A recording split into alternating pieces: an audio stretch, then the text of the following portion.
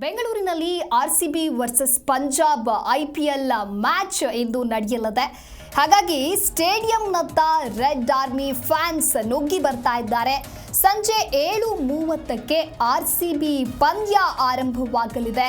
ಹಾಗೆ ಬೆಟ್ಟಿಂಗ್ ಮೇಲೆ ಬೆಂಗಳೂರು ಪೊಲೀಸರು ಹದ್ದಿನ ಕಣ್ಣಿಟ್ಟಿದ್ದಾರೆ. ಸ್ಟೇಡಿಯಂ ಸುತ್ತಮುತ್ತ ಸಿಸಿಬಿ ಪೊಲೀಸರು ಕೂಡ ಕಣ್ಣಿಟ್ಟಿದ್ದಾರೆ ಅನ್ನೋದು ಗೊತ್ತಾಗ್ತಾ ಇದೆ.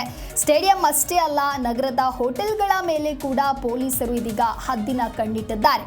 ಬೆಂಗಳೂರು ದೆಹಲಿ ಪಂದ್ಯದಲ್ಲಿ ಸ್ಟೇಡಿಯಂನಲ್ಲೇ ಬೆಟ್ಟಿಂಗ್ ಅನ್ನ ನಡೆಸಲಾಗಿತ್ತು. ಹಾಗಾಗಿ ಬೆಟ್ಟಿಂಗ್ ಆಡ್ತಾ ಇದ್ದವರನ್ನ ಸಿಸಿಬಿ ಪೊಲೀಸರು ಬಂಧಿಸಿದ್ರು. ಇದೀಗ ಬೆಂಗಳೂರಿನ ಹೋಟೆಲ್ಗಳ ಮೇಲೂ ಕೂಡ ನಿಗಾ ವಹಿಸಲಾಗಿದೆ. ಈಗಾಗಲೇ ಸಭೆಯನ್ನ ನಡೆಸಿ ದಯಾನಂದ್ ಸೂಚನೆಯನ್ನ ಕೊಟ್ಟಿದ್ದಾರೆ. ನಗರ ಪೊಲೀಸ್ ಆಯುಕ್ತ ದಯಾನಂದ್ರಿಂದ ಕಟ್ಟುನಿಟ್ಟಿನ ಸೂಚನೆಯನ್ನ ನೀಡಲಾಗಿದೆ. ಬೆಟ್ಟಿಂಗ್ ಮೇಲೆ ನಿಗಾ ಇಡುವಂತೆ ಎಲ್ಲ ಡಿಸಿಪಿಗಳಿಗೂ ಕೂಡ ಸೂಚನೆಯನ್ನ ಕೊಡಲಾಗಿದೆ. ಸ್ಟೇಡಿಯಂನ ಸುತ್ತಮುತ್ತ ಮಫ್ತಿಯಲ್ಲಿರುತ್ತೆ ಸಿಸಿಬಿ ಟೀಮ್ ತಂಡಗಳಾಗಿ ಮಾಡಿಕೊಂಡು ಬೆಟ್ಟಿಂಗ್ ಮೇಲೆ ನಿಗಾ ವಹಿಸಿದ್ದಾರೆ ಪೊಲೀಸರು.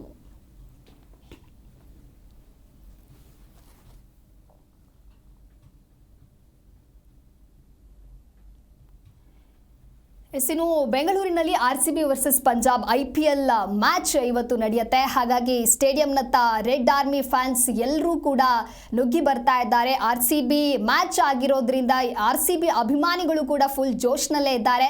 ಸಂಜೆ 7:30ಕ್ಕೆ ಈ ಒಂದು ಪಂದ್ಯ ಆರಂಭವಾಗುತ್ತೆ. ಹಾಗೆ ಇನ್ನೊಂದು ಕಡೆ ನೋಡ್ತಾ ಹೋಗೋದಾದ್ರೆ ಬೆಟ್ಟಿಂಗ್ ಮೇಲೆಯೂ ಕೂಡ ಪೊಲೀಸರು ಇದೀಗ ಹದ್ದಿನ ಕಣ್ಣಿಟ್ಟಿದ್ದಾರೆ ಅನ್ನೋದು ಗೊತ್ತಾಗ್ತಾ ಇದೆ. ಸ್ಟೇಡಿಯಂನ ಸುತ್ತಮುತ್ತಲೂ ಕೂಡ ಸಿಸಿಬಿ ಪೊಲೀಸರು ಇದ್ದಾರೆ. ಸ್ಟೇಡಿಯಂ ಅಷ್ಟೇ ಅಲ್ಲ, ನಗರದ ಹೋಟೆಲ್ಗಳಲ್ಲಿಯೂ ಕೂಡ ಪೊಲೀಸರು ಹದ್ದಿನ ಕಣ್ಣಿಟ್ಟಿದ್ದಾರೆ. ಬೆಂಗಳೂರು ದೆಹಲಿ ಪಂದ್ಯದಲ್ಲಿ ಸ್ಟೇಡಿಯಂನಲ್ಲಿಯೇ ಬೆಟ್ಟಿಂಗ್ ಅನ್ನ ನಡೆಸಲಾಗಿತ್ತು. ಹಾಗಾಗಿ ಬೆಟ್ಟಿಂಗ್ ಆಡ್ತಾ ಇದ್ದವರನ್ನ ಪೊಲೀಸರು ಬಂಧಿಸಿದ್ರು. ಇದೀಗ ಬೆಂಗಳೂರಿನ ಹೋಟೆಲ್ಗಳ ಮೇಲೆಯೂ ಕೂಡ ಸಿಸಿಬಿ ಪೊಲೀಸರು ನಿಗಾ ವಹಿಸಿದ್ದಾರೆ.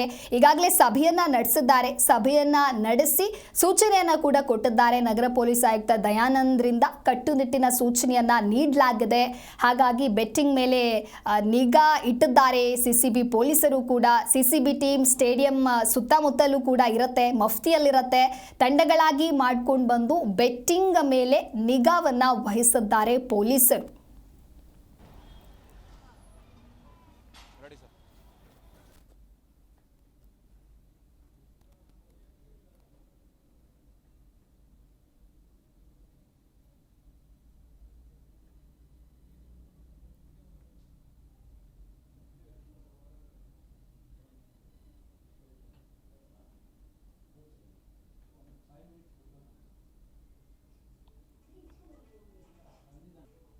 ಈ ಕುರಿತು ಮತ್ತಷ್ಟು ಮಾಹಿತಿಯನ್ನ ನೀಡಲಿದ್ದಾರೆ ನಮ್ಮ ಪ್ರತಿನಿಧಿ ವಿಶ್ವನಾಥ್ ಲೈವ್ ನಲ್ಲಿ ಜಾಯ್ನ್ ಆಗ್ತಾ ಇದ್ದಾರೆ.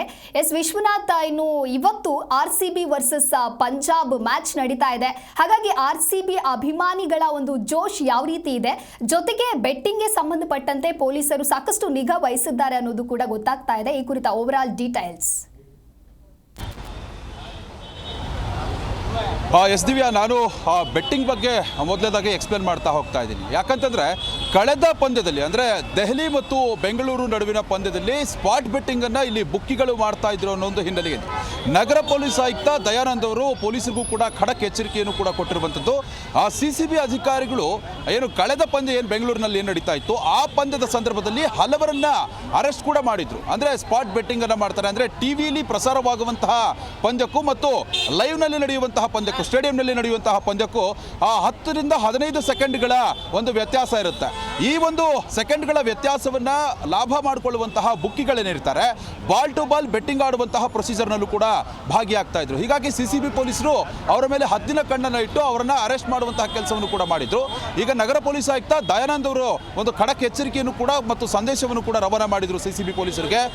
ನೀವು ಏನಾದರೂ ಅಂತಂದ್ರೆ ಬೆಟ್ಟಿಂಗ್ ಮಾಡುವಂತವರನ್ನ ಬುಕ್ಕಿಗಳನ್ನ ಅಲ್ಲೇ ಆನ್ ದಿ ಸ್ಪಾಟ್ ಅರೆಸ್ಟ್ ಮಾಡಬೇಕು ಅನ್ನೋ ಒಂದು ಹಿನ್ನೆಲೆಯಲ್ಲಿ ಹೀಗಾಗಿ ಬೆಂಗಳೂರು ಪೊಲೀಸರು ಮಫ್ತಿಯಲ್ಲಿ ಓಡಾಡುವಂತಹ ಕೆಲಸ ಮತ್ತು ಸ್ಟೇಡಿಯಂನಲ್ಲೂ ಕೂಡ ಮಫ್ತಿಯಲ್ಲಿ ಇರುವಂತಹ ಕೆಲಸವನ್ನು ಕೂಡ ಮಾಡ್ತಾ ಇರುವಂಥದ್ದು ಇದೊಂದು ಭಾಗ. ಮತ್ತು ಯಾರು ಬೆಟ್ಟಿಂಗ್ನಲ್ಲಿ ಭಾಗಿಯಾಗ್ತಾರೆ ಅವರನ್ನ ಬಂಧಿಸಿ ವಿಚಾರಣೆ ನಡೆಸುವಂತಹ ಕೆಲಸ ಮತ್ತು ಅವರ ವಿರುದ್ಧವಾಗಿ ಕಾನೂನು ಕ್ರಮವನ್ನು ತೆಗೆದುಕೊಳ್ಳುವಂತಹ ಕೆಲಸವನ್ನು ಕೂಡ ಮಾಡ್ತಾ ಇರುವಂಥದ್ದು ಇದೊಂದು ಭಾಗ. ಇನ್ನು ಇವತ್ತು ಆರ್ಸಿಬಿ ವರ್ಸಸ್ ಪಂಜಾಬ್ ನಡುವಿನ ಪಂದ್ಯ ಏನಿದೆ, ಆ ಆರ್ಸಿಬಿ ವರ್ಸಸ್ ಪಂಜಾಬ್ ನಡುವಿನ ಪಂದ್ಯ 7:30ಕ್ಕೆ ಗೇಟ್ ನಂಬರ್ 12 ಚಿನ್ನಸ್ವಾಮಿ ಕ್ರೀಡಾಂಗಣದ ಬಳಿ ನಾನು ಇರುವಂಥದ್ದು. ಈಗಾಗಲೇ ಅಭಿಮಾನಿಗಳು ಅತಿ ಹೆಚ್ಚಿನ ಸಂಖ್ಯೆಯಲ್ಲಿ ಆಗಮಿಸ್ತಾ ಇದ್ದಾರೆ. ಅವರ ಜೋಶ್ ಹೇಗಿದೆ, ಅವರು ಎಲ್ಲಿಂದ ಬಂದಿದ್ದಾರೆ, ಈ ಒಂದು ಪಂದ್ಯವನ್ನು ನೋಡೋದಕ್ಕೆ ಎಷ್ಟು ಕಾತರರಾಗಿದ್ದಾರೆ ಅಂತ ನಿಮಗೂ ಅವ್ರ ಜೊತೆ ನಾನು ಮಾತನಾಡಿಸ್ತಾ ಹೋಗ್ತೀನಿ. ನೋಡಿ, ಇದು ಗೇಟ್ ನಂಬರ್ 12ರ ದೃಶ್ಯ. ಸಮಯ ಇನ್ನೂ 4:30 ಸಹ ಆಗಿಲ್ಲ. ಅಷ್ಟು ಬೇಗನೆ ಅಭಿಮಾನಿಗಳಲ್ಲಿ ಬಂದಿರುವಂಥದ್ದು. RCB ಜರ್ಸಿಯನ್ನ ಧರಿಸ್ಕೊಂಡು ಬಂದಿದ್ದಾರೆ ಮತ್ತು ಇವತ್ತು RCB ಪಂದ್ಯವನ್ನ ಗೆಲ್ಲುತ್ತೆ ಮತ್ತು RCB ಇವತ್ತು ಪಂಜಾಬ್ ವಿರುದ್ಧವಾಗಿ ಗೆದ್ದು ಏನು ತವರಿನಲ್ಲಿ ಸೋತಿರುವಂತಹ 2 ಪಂದ್ಯ ಏನಿದೆ ಅದನ್ನ ಕಂಪ್ಲೀಟ್ ಆಗಿ ವಿಮುಕ್ತಗೊಳಿಸ್ತಾರೆ. ಅಂತಂದ್ರೆ ಈ ಪಂದ್ಯವನ್ನು 3ನೇ ಪಂದ್ಯ ತವರಿನಲ್ಲಿ ನಡೀತಾ ಇದೆ, ಈ ಪಂದ್ಯವನ್ನ ಗೆದ್ದು 3ಕ್ಕೆ ಮುಕ್ತಾಯ ಅಂತ ಹೇಳ್ತಾರೆ ಅನ್ನೋದು ಆಶಾಭಾವನೆಯನ್ನು ಕೂಡ ಇಟ್ಕೊಂಡಿರುವಂಥದ್ದು. ಇನ್ನು ಆ ಪೊಲೀಸ್ ಅಧಿಕಾರಿಗಳನ್ನು ನಾನು ಪೊಲೀಸರನ್ನು ಕೂಡ ತೋರಿಸ್ತಾ ಹೋಗ್ತೀನಿ. ಯಾಕಂತಂದ್ರೆ ಯಾವುದೇ ಒಂದು ಪಂದ್ಯ ನಡೀಬೇಕು ಮತ್ತು ಯಾವುದೇ ಒಂದು ಟೂರ್ನಿ, ಯಾವುದೇ ಒಂದು ದೊಡ್ಡ ಮಟ್ಟದ ಕಾರ್ಯಕ್ರಮಗಳು ಆಯೋಜನೆ ಆಗಬೇಕು ಅಂತಂದ್ರೆ ಪೊಲೀಸರ ಒಂದು ಕಾರ್ಯ ಮತ್ತು ಅವರ ಕೆಲಸ ಏನಿರುತ್ತೆ ಅದು ತುಂಬಾ ಇಂಪಾರ್ಟೆಂಟ್ ಆಗುತ್ತೆ.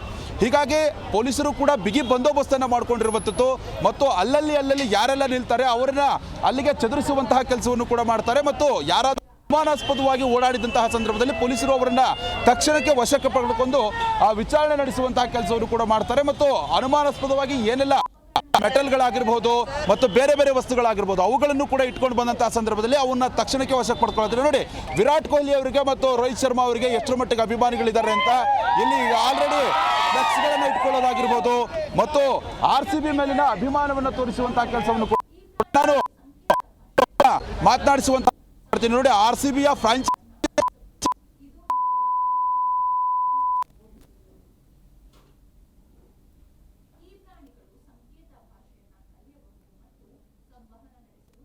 ಆ ಸಂದರ್ಭದಲ್ಲಿ ಇನ್ನೂ ಕೂಡ ಹೆಚ್ಚಿನ ಜೋಶ್ ಕೂಡ ಇರುತ್ತೆ ಅಭಿಮಾನಿಗಳಿಗೆ.